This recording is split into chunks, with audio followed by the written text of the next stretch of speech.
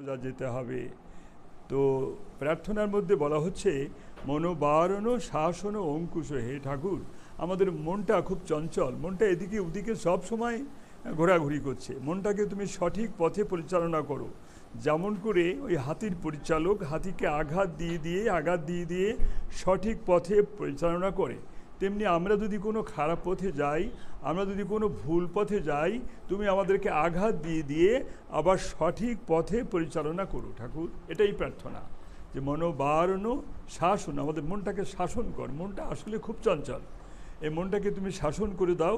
আমাদের মন যেন অচিন্তা কুচিন্তা না করে, আমরা যেন অকার্য কুকার্য না করি, আমাদের মনটাকে তুমি সঠিক পথে পরিচালনা করো। তাই বলা হচ্ছে মনোবারণ শাসন অঙ্কুশ হে নরত্রাণ তারে হরি চাক্ষুষ হে। অর্থাৎ এই মানুষের পরিত্রাণ, নরগণের পরিত্রাণ কিভাবে হবে? চাক্ষুষ হে মানে তোমার সব দেখা, তুমি সব দেখতে পাও, তুমি আমাদের প্রতি করুণা করো। আচ্ছা, ওই লাইনটা আবার হোক।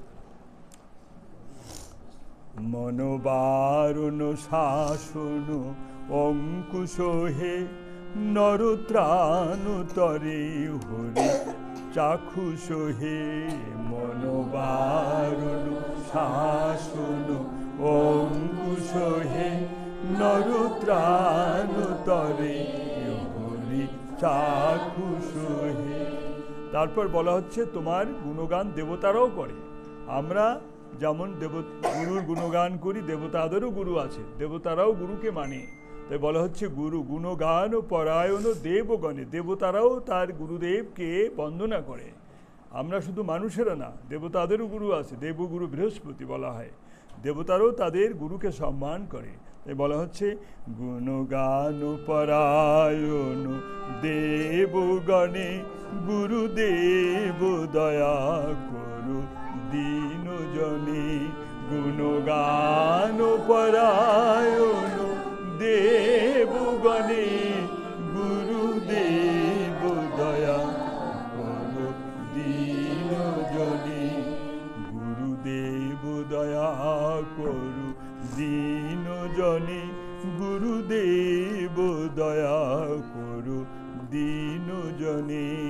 গুরুদেব দয়া করু দীন জনে, গুরুদেব দয়া করু দীন জনে।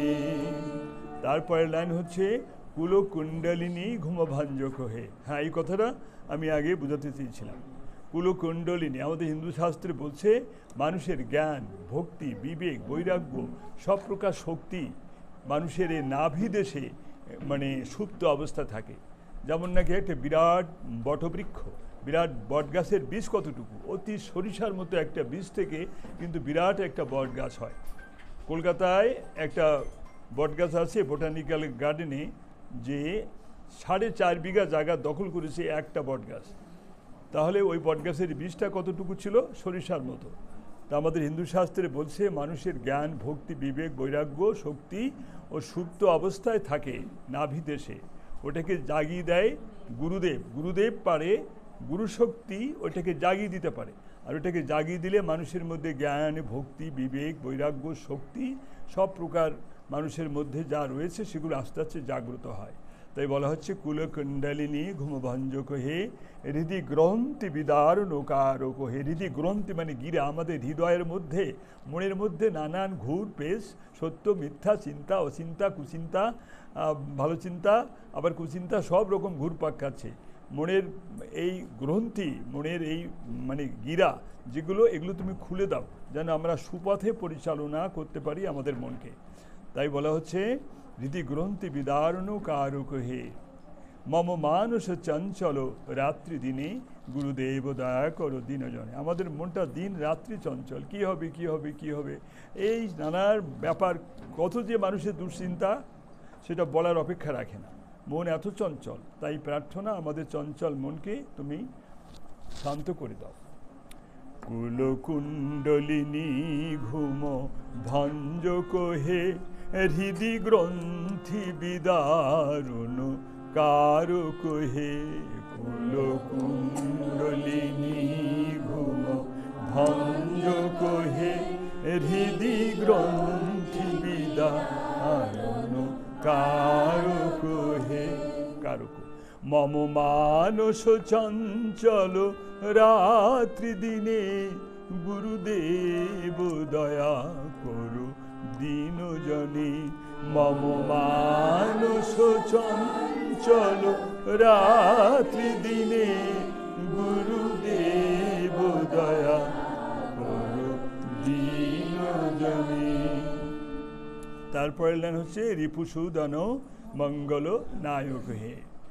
রিপুসূদন এই লাইনটা খুব গুরুত্ব দিয়ে বিচার করতে হবে। শুধু গেয়ে যাব না, এর অন্তর্নিহিত তাৎপর্য অনুভব করতে হবে এবং যথাসম্ভব সেগুলো নিজেদের জীবনে অ্যাপ্লাই করতে হবে। রিপুসূদন, রিপু কারে বলে? কাম, ক্রোধ, লোভ, মদ, মোহ, মাৎসর্য, এর বলে ষড় রিপু। কাম বুঝতে পারছেন, কামনা, বাসনা, ভোগ, বিলাস সব কিছু বোঝায়। ক্রোধ মানে হঠাৎ করে রেগে ওঠা, এরকম মানুষের কিছু স্বভাব আছে, হঠাৎ করে রেগে উঠে এমনকি বাড়িতে জিনিসপত্র ভেঙে ফেলে, এরকম স্বভাবের ছেলে মেয়ে অনেকে আসে, আমি রিপোর্ট পাই। এবার রেগে উঠলে সে আর তাকে কেউ ঠিক রাখতে পারে না। তো এরকম ক্রোধ, হঠাৎ করে রেগে ওঠা। কাম, ক্রোধ, লোভ, লোভ তো বুঝতে পারছেন, ডিম্যান্ড, চাই, এটা চাই, ওটা চাই, চাইয়ের আর শেষ নাই, চাইয়ের আর শেষও নাই মানুষের। কাম, ক্রোধ, লোভ, মদ, এই মদ শব্দের অর্থ অহংকার। অহংকার, অহংকার করে কিছু বলা, কিছু করা। কাম, ক্রোধ, লোভ, মদ, মোহ, মোহ শব্দের অর্থ অজ্ঞানতা বা ভোগের প্রতি বিশেষ আসক্তি বা অজ্ঞানতা। আর মাৎসর্য মানে পরশ্রী কাতরতা, অর্থাৎ অন্যের ভালো দেখে সহ্য করতে পারে না, এরকম কিছু লোক আছে। অন্য একটা চাকরি পাচ্ছে, কি করে চাকরিটা না হয় সেই চেষ্টা করো। একটা মেয়ের বিয়ে হচ্ছে, ভালো জায়গায় সম্বন্ধ হয়েছে, কীভাবে ওর বিয়েটা না হয়, সম্বন্ধটা নষ্ট করে দেওয়া যায় সেই চেষ্টা করে। একজন একটা বাড়ি করছে, আর একজনের সহ্য হচ্ছে না, বাধা দিচ্ছে। এরকম কিছু সংখ্যক লোক সমাজে আছে। একে বলে মাৎসর্য, মানে পরশ্রী কাতরতা, অন্যের সম্পদ দেখে সে সহ্য করতে পারে না। এগুলো খুব খারাপ স্বভাব মানুষের মধ্যে দিয়ে ভগবান কিন্তু সৃষ্টি করেছেন, সৃষ্টি করে বলছেন এদেরকে সংযত করো। দেখুন কত কঠিন পরীক্ষার মধ্যে সৃষ্টিকর্তা আমাদেরকে ফেলেছেন, আমাদের মধ্যে ঢুকিয়ে দিয়েছেন এগুলা, কাম, ক্রোধ, লোভ, মদ, মোহ, মাৎসর্য। আবার বলছেন কি, এইগুলোকে কন্ট্রোল করো, এগুলোকে কন্ট্রোল করো, অর্থাৎ এগুলোকে নিজের বশে আনো। যেমন এখানে মায়েরা রয়েছেন, ছেলেরা রয়েছেন, আপনারা অনেকেই নিজেরা রান্না করেন। রান্না করার সময় অনেকে গ্যাস ব্যবহার করেন বা কাঠ ব্যবহার করেন বা অন্য কোনো ব্যাপারে অন্য কোনো সাহায্যে আপনারা রান্না করেন। মানে আগুন তো কন্ট্রোল করতে হবে, আর আগুন যদি কন্ট্রোল না করেন তাহলে রান্না তো হবে না, সব পুড়িয়ে ছাই হয়ে যাবে। আর আগুনকে কন্ট্রোল না করতে পারলে আগুন আপনার গায়ে ধরে গেলে আপনার পুড়িয়ে আপনি শেষ হয়ে যাবেন। তাহলে আগুনকে কন্ট্রোল করে আপনাকে রান্না করতে হবে। আগুন না হলে আমাদের চলে না, কিন্তু আগুনের ব্যবহারটাকে আমাদের কন্ট্রোল করতে হবে।